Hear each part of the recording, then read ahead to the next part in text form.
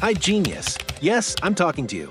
Today, I'm going to hand you Nietzsche's 18 psychological weapons that can erase your weakness and turn you into the strongest person you've ever met. A cold January morning in 1889, a man in a worn black coat walks through the cobblestone streets. His health is fragile, his mind burning with ideas that few can understand. This is Friedrich Nietzsche, philosopher, poet, and self-declared dynamite. Then it happens. He sees a carriage driver whipping a horse. The animal's eyes roll in terror, its body shivering under the blows. Nietzsche stops. Something inside him cracks. He rushes forward, throws his arms around the horse's neck, and whispers, "I understand." The crowd watches in silence as Nietzsche collapses, tears streaming down his face. That moment marks the end of his public life and the beginning of his legend. People have argued for decades about what happened that day. Was it weakness? Was it madness? Or was it the breaking of a man who had tried too hard to live without weakness? Here's the truth. Nietzsche never believed in hiding weakness. He believed in burning it away, until nothing remained but a stronger, truer self. So here's my question to you.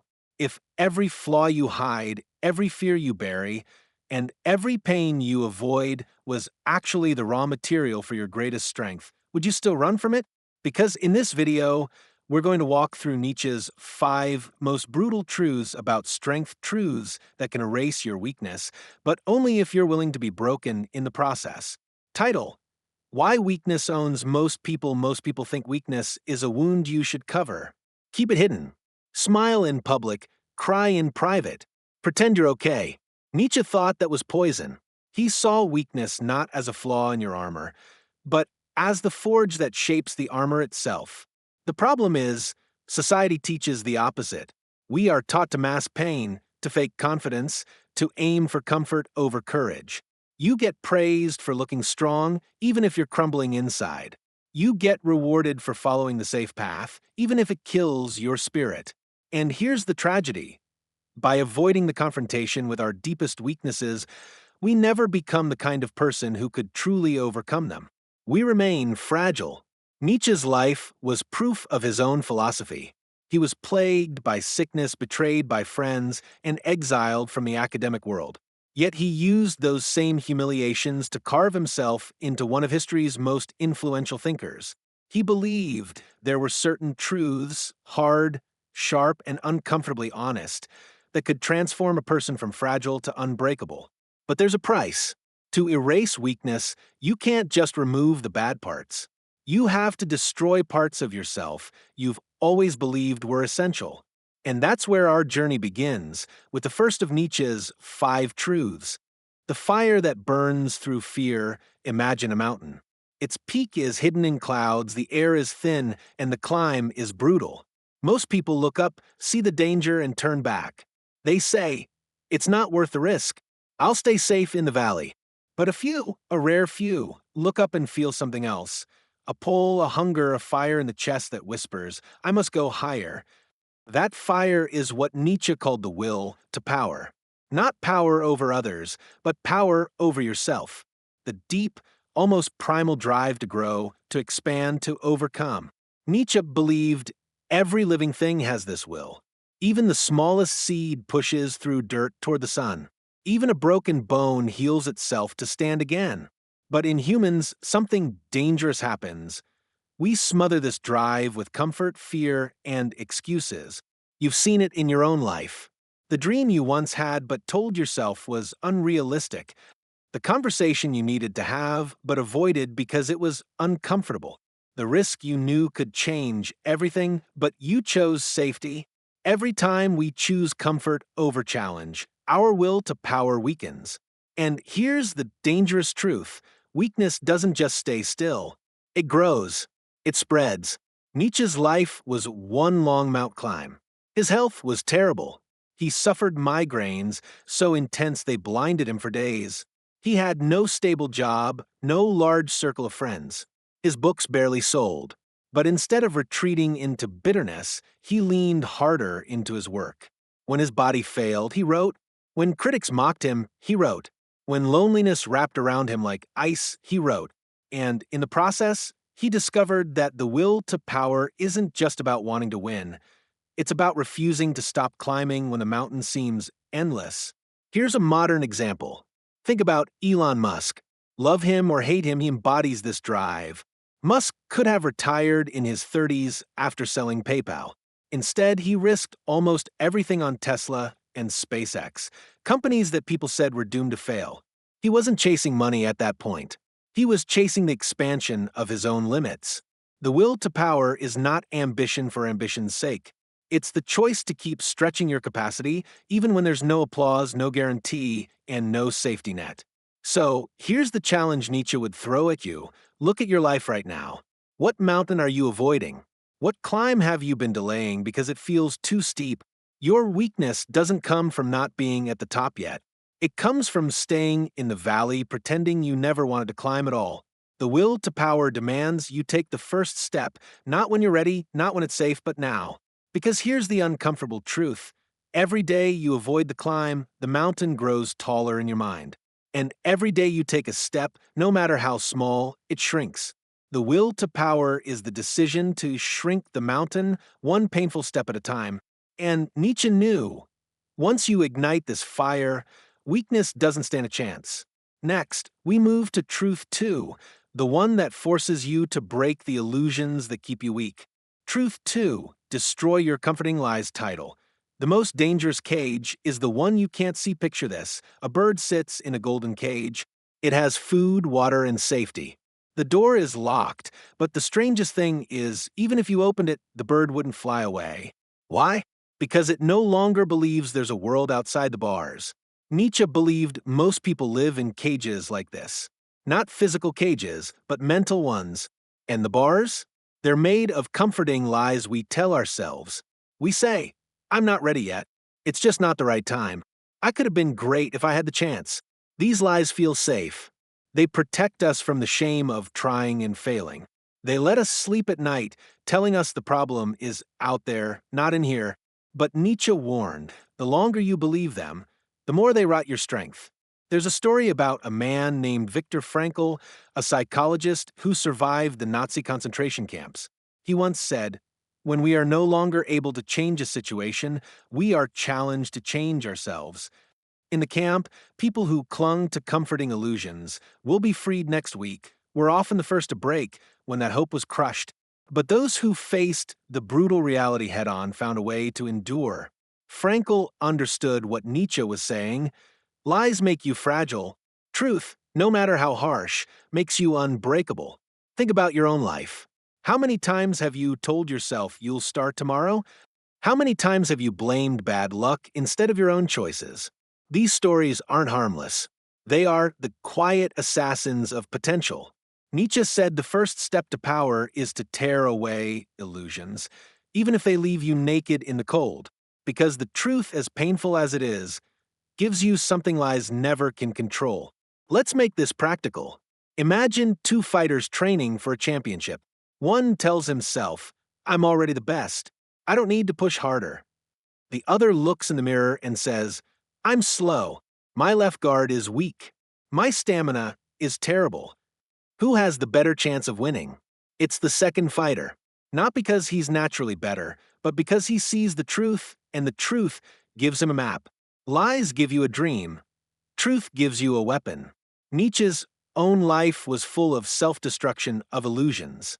When he realized his health would never improve, he stopped hoping for normal and built a life around solitude and writing instead. When his friendships collapsed, he stopped believing others would carry him and instead carried himself. He didn't comfort himself with, one day it will all be fine. He looked reality in the face and said, if it's not fine, I will make it fine, or I will stand in the storm until it breaks. So here's the challenge. Write down one comforting lie you've been telling yourself. Don't dress it up. Don't sugarcoat it. See it for what it is, a locked cage. Then ask yourself, if I stopped believing this today, what would I have to do tomorrow? Because the day you destroy your comforting lies is the day the cage door swings open. The question is, will you fly or will you sit in the cage pretending you can't? The Alchemy of Suffering, there's a story of a blacksmith who, one day, places a raw piece of iron into the furnace. The metal is dull, soft, shapeless. But with every strike of the hammer, with every blast of heat, it begins to transform. It hurts to watch, the blows seem violent, even cruel. Yet, when it's over, the iron is no longer just metal. It's a sword. Nietzsche believed human beings are forged the same way. Pain is the fire. Struggle is the hammer. And if you endure, you emerge sharper, stronger, and unbreakable. But here's the catch: most people run from a forge. We spend our lives avoiding pain, chasing comfort, and then wonder why we stay dull. Nietzsche wrote, "To live is to suffer. To survive is to find some meaning in the suffering." He didn't mean we should seek pain for the sake of it. He meant we must use it, transform it. History is full of people who turned pain into their greatest strength. Take Helen Keller. Born deaf and blind, she could have been trapped in silence forever. Instead, she learned to communicate, traveled the world, and became a voice for millions. Her disability wasn't erased, it was alchemized. Or think of Nelson Mandela, imprisoned for 27 years. Those decades could have filled him with bitterness and despair. Instead, he emerged from prison not broken, but more focused, more disciplined, and more committed to his vision than ever before. The key is perspective. Most people ask, "Why me?" when life hits them. The stronger question, Nietzsche's question, is what now? Pain doesn't just shape you, it gives you rare knowledge. When you've been broke, you understand the value of every dollar. When you've been betrayed, you recognize loyalty instantly. When you've lost, you value every victory, no matter how small. This is the alchemy Nietzsche saw. Pain becomes wisdom, and wisdom becomes power. Think of it like this: your scars are not decorations, they are maps.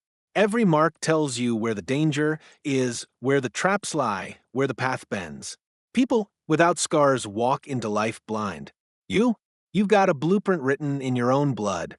Nietzsche himself suffered constant migraines, failing eyesight, and isolation from friends and family. He once wrote, "I'm not a man, I'm dynamite." It wasn't arrogance, it was the truth he had forged from years of pain. He took the loneliness that could have destroyed him and used it to think deeper, write more honestly, and become one of the most influential philosophers in history. So, here's your choice. You can curse the fire and run from the hammer, or you can step into the forge willingly, knowing you will not come out the same. Because here's the thing: life will strike you regardless. The question is whether those strikes will shatter you or sharpen you. In the next truth, we'll take this even further: Nietzsche's method for cutting away the dead weight in your life so you can rise faster, lighter, and freer than ever before. Truth 4. Cut away the dead weight, the art of necessary loss. There's a story from mountaineering. A group of climbers was halfway up Everest when a sudden storm hit. Visibility dropped to nothing, the air turned violent. The leader gave one command that saved their lives: drop your packs. At first, nobody wanted to. Those packs carried food, tools, tents, everything they thought they needed. But with every extra pound on their backs, they were moving slower, losing warmth, and losing time. So, they cut the straps and let them fall into the snow. They reached camp alive. Nietzsche saw life the same way. We all carry weight, not on our backs, but in our minds and hearts. Toxic relationships, outdated beliefs, old grudges, fear of change. We cling to them like those climbers clung to their packs, and they're slowly killing us. He wrote, "The snake which cannot shed its skin perishes." In other words, if you don't let go of the parts of yourself and your life that no longer serve you, you'll be crushed by them. Think about it. That friendship you've outgrown but keep out of guilt. That job that drains you but pays just enough to keep you stuck. That self-image you formed years ago that no longer matches who you could be. This is dead weight. And the tragedy? Most people never drop it. They drag it for years and wonder why every step feels harder than it should. There's a brutal honesty in Nietzsche's thinking: if something slows your growth, it is your responsibility to remove it, even if it hurts. He believed that great individuals are ruthless with what they allow in their lives. Not cruel, but selective. History again gives us examples. Think of Steve Jobs. When he returned to Apple in 1997, the company was on the brink of collapse.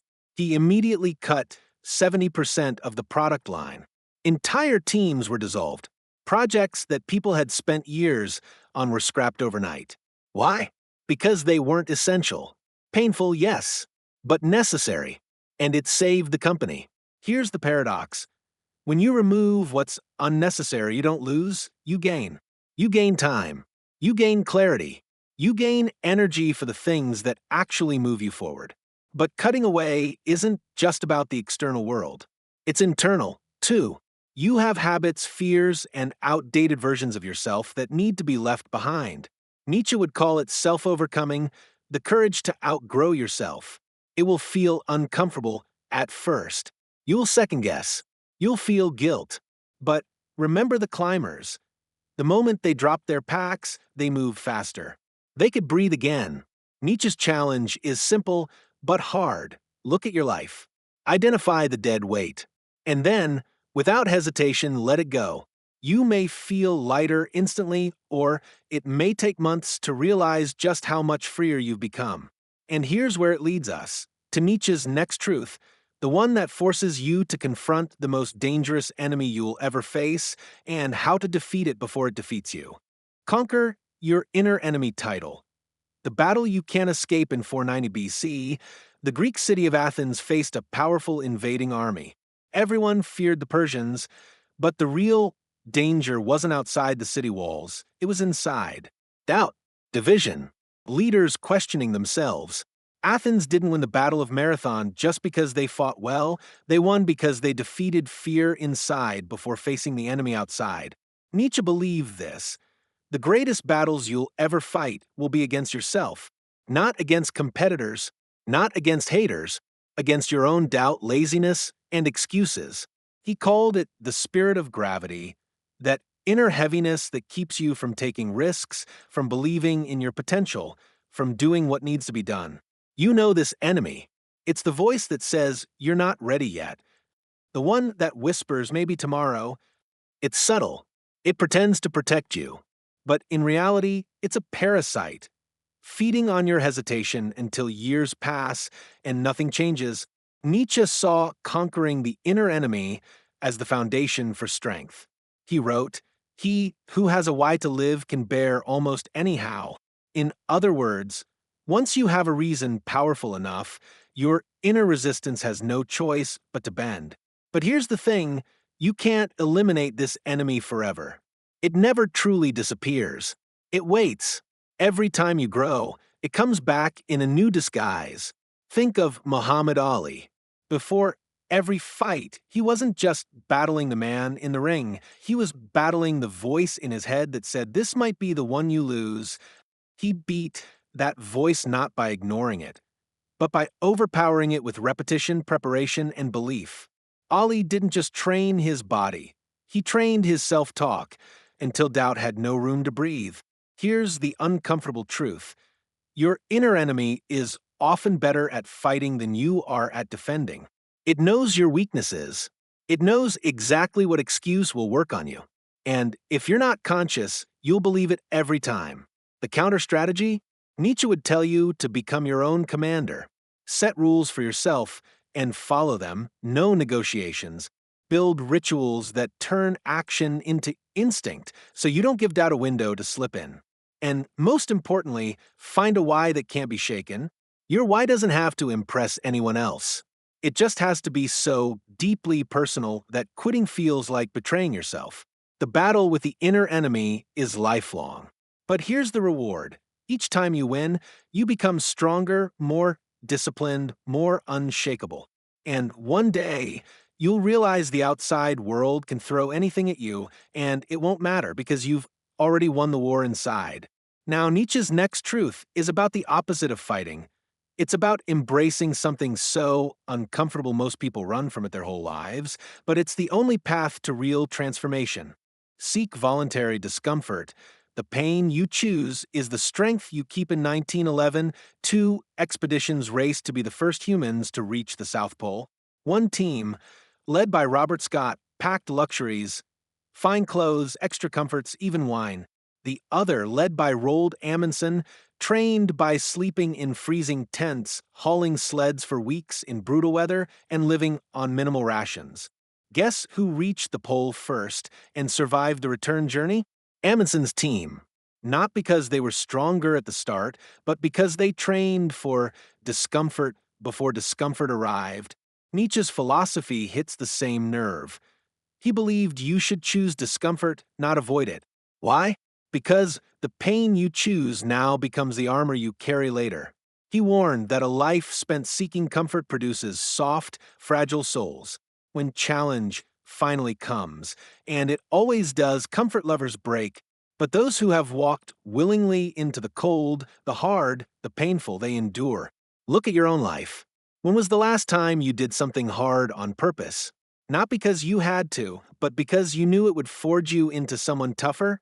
It could be as simple as waking up earlier than your body wants, as uncomfortable as saying no to an easy shortcut, or as demanding as pursuing a skill you're terrible at, until you master it. Nietzsche would argue that voluntary discomfort is how you prepay for future storms. If you've already faced hunger, you won't panic when food is scarce. If you've already faced fear, you won't freeze when the stakes are high. If you've already faced loneliness, you won't collapse when you have to stand alone. There's an old samurai saying, "Sweat more in training, bleed less in battle." That's the same principle. The more you endure on your own terms, the less the world can hurt you on its terms. Think about elite soldiers in Special Forces training. They run into the ocean at night, fully clothed, with freezing waves slamming against them. They crawl through mud, deprived of sleep, carrying heavy packs until their bodies scream. Most quit. The few who remain, they are unshakable. Why? Because they've made suffering a companion, not an enemy. Nietzsche believed that choosing discomfort isn't about being masochistic, it's about learning how to carry weight without breaking. It's self-respect in its purest form. You don't wait for life to hit you, you hit yourself first on your terms. If you want an easy life, avoid discomfort. But if you want a strong life, seek it. And here's the paradox. Once you start chasing the hard path, you begin to fear less. You realize most of the pain was just anticipation. In the next truth, Nietzsche flips the script even further. It's not just about enduring pain, it's about turning your scars into a weapon of power that others can't take from you. Turn your wounds into weapon scars are proof you're armed in 1915. A young soldier named Wilfred Owen was buried alive by an exploding shell during World War I. He clawed his way out, gasping for air, only to be sent back into the trenches weeks later. Owen could have been broken by that horror. Instead, he picked up a pen and turned his trauma into some of the most haunting war poetry ever written, work that still shapes how the world understands the human cost of war. Nietzsche believed in the same alchemy. What does not kill me makes me stronger isn't just a motivational quote, it's a challenge. He argued that pain, humiliation, loss, they're raw materials. You can waste them by trying to forget, or you can forge them into something powerful, something that works for you. Most people treat wounds like shameful secrets. They hide them, avoid talking about them, pretend they're fine. But Nietzsche's insight is almost brutal. The wound you hide is the wound that owns you. The wound you use becomes a weapon. Think about it. The entrepreneur who went bankrupt and now teaches others how to avoid the same traps. The addict who hit rock bottom and now helps thousands recover. The bullied kid who becomes a fierce defender of the powerless. The wound didn't disappear. It transformed. Here's the uncomfortable truth. You can't erase your past, but you can arm yourself with it. Your scars are proof that you've been tested. They are your receipts for survival. When you tell your story openly, when you turn your pain into a tool to help yourself or others, you reclaim power over what happened. And when you wield it with precision, people listen because pain speaks a language everyone understands. Nietzsche might put it like this: the blow that broke you can be the hammer that shapes you, but only if you decide to pick it up. The most dangerous person in any room is not the one who has never been hurt. It's the one who has been hurt deeply and knows how to use it. Because that person isn't fighting for comfort, they're fighting for meaning. In the next truth, we go even deeper. Nietzsche will challenge you to stop playing the victim entirely, not just to heal, but to own your place in the world with unapologetic force. Stop playing the victim title. No One is Coming to Save You in 1881, Nietzsche wrote a single line that could shatter the comfort of anyone reading it. The individual has always had to struggle to keep from being overwhelmed by the tribe. And when you're overwhelmed, it's tempting to slip into the soft, dangerous role of the victim. Victimhood feels safe. It absolves you of responsibility. It lets you say, "It's not my fault, the world is unfair." And you might be right, the world is unfair. But Nietzsche's philosophy cuts the legs out from under that thinking, because even if you didn't cause your suffering, it's still your job to respond to it. Here's the ugly truth. If you stay in the victim mindset, you give your power to the very thing that hurt you. You hand over your agency to the past, to other people, to the system. You become a supporting character in your own life story. Nietzsche would rather you become the villain than remain the helpless extra. Why? Because the villain at least acts. The victim waits. History is littered with people who refuse to wait for rescue. Frederick Douglass, born into slavery, taught himself to read, escaped, and became one of the most powerful voices for freedom. Helen Keller, deaf and blind, fought to learn to speak and to advocate for millions. They didn't just survive, they rewrote the script entirely. Playing the victim might earn you sympathy, but it will never earn you strength. And Nietzsche's philosophy is not about comfort, it's about becoming dangerous in the best way possible. You don't have to deny that you were hurt. You simply refuse to let that hurt dictate the rest of your life. That's the shift from "this happened to me" to "this happened, and here's what I'm doing with it." It's not easy. It feels unfair. It requires swallowing the hard pill that no one is coming to fix it for you. But when you finally step out of the victim role, the world stops looking like a cage and starts looking like a battlefield you can win. In the next truth, Nietzsche takes it one step further, not only rejecting the victim mindset, but actively building an unshakable self that no setback can break. Build the unshakable self, become a fortress the world can't break. Nietzsche believed that the ultimate strength isn't found in muscles, weapons, or money. It's found in a self so solid that no storm can topple it. He called it becoming who you are, but in practice, it's more like building a fortress from the inside out. Most people build their identity out of fragile materials, other people's approval, temporary successes, social status, or possessions. When one of those walls crumbles, their entire sense of self collapses. That's why a single breakup, job loss, or public failure can shatter someone completely. Nietzsche's solution? Build yourself from values and disciplines that cannot be taken away. Not money, not status, not even relationships. Think about Marcus Aurelius, Roman emperor, philosopher, and frequent target of betrayal. His empire could have been stripped from him overnight, but his self was rooted in discipline, philosophy, and a relentless focus on virtue. You could exile him, humiliate him, or strip him of power, and he'd still stand the same. That's the kind of self Nietzsche respected, one that's not rented from the world, but owned outright. To build it, you must know what you stand for, write down your non-negotiables in life. Develop skills no one can take away: strength of mind, emotional control, physical health. Face small hardships on purpose. Train resilience before you desperately need it. When you live like this, attacks from the outside stop feeling like existential threats. They become weather against stone walls, noisy, sometimes ugly, but ultimately harmless. And here's the beautiful paradox Nietzsche would love. Once you stop being breakable, the world stops trying so hard to break you.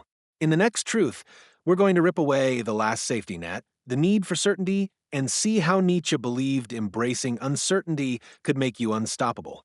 Embrace uncertainty, dancing on the edge of the unknown. Nietzsche once wrote, "One must still have chaos in oneself to give birth to a dancing star." He wasn't talking about reckless living, he was talking about the courage to step into uncertainty without demanding guarantees. Most people cling to certainty like a life raft. They want to know exactly how things will turn out before they start. They need assurance that the relationship will last. They won't launch the project until they're ready. The problem? Life doesn't hand out warranties. The more you demand certainty, the smaller your world becomes. Nietzsche saw this fear of the unknown as a form of weakness, a refusal to live fully. He believed that the strongest people are those who can walk into the fog without needing to see the other side. Consider the story of the early Arctic explorers.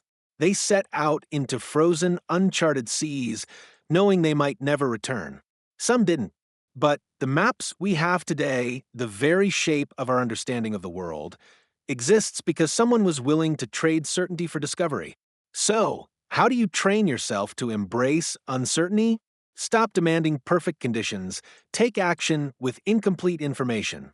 Redefine risk. See it not as danger, but as the ticket to growth. Seek voluntary discomfort. Start small. Talk to a stranger. Try a skill you might fail at. When you do this, something strange happens, your fear shrinks, and your sense of possibility expands. You stop living like a prisoner waiting for a safe moment and start moving like a free soul shaping your own path. Nietzsche knew certainty feels safe, but it also kills greatness. The magic, the transformation, the life worth living, it all lives on the edge where you can't quite see the ground beneath you. In the next truth, we'll strip away the final layer of comfort and face Nietzsche's challenge to live as if you've already said yes to your entire life, exactly as it is. The will to strength title. The choice you make every day. We've walked through Nietzsche's 18 psychological truths, each one a sharp blade, cutting away illusions, fear, and comfort. And here's what remains. Strength is not something you are born with. It's something you choose, moment by moment. Nietzsche believed the greatest act of courage was to face life exactly as it is, unfiltered, unfair, unpredictable, and still choose to say, yes. Yes to the pain that shaped you. Yes to the uncertainty ahead. Yes to the fact that no one is coming to save you. And that's exactly why you can save yourself. You have two paths in front of you right now. Keep living in the safety of excuses, blaming weakness on your past, your environment, or the people who hurt you. Or decide that from this moment forward, you will stand your ground and become the kind of person who can endure and even love the storms life throws at you. Nietzsche once said, "Become who you are." It's not an invitation, it's a challenge. A challenge to sharpen your mind, harden your spirit, and walk into the unknown carrying your own light. So, I'll leave you with this. Tomorrow morning, when you wake up, don't ask for an easy day. Ask for the strength to face a hard one. Because weakness waits for life to be gentle. But strength makes life worth living. If this message struck a chord with you, share it.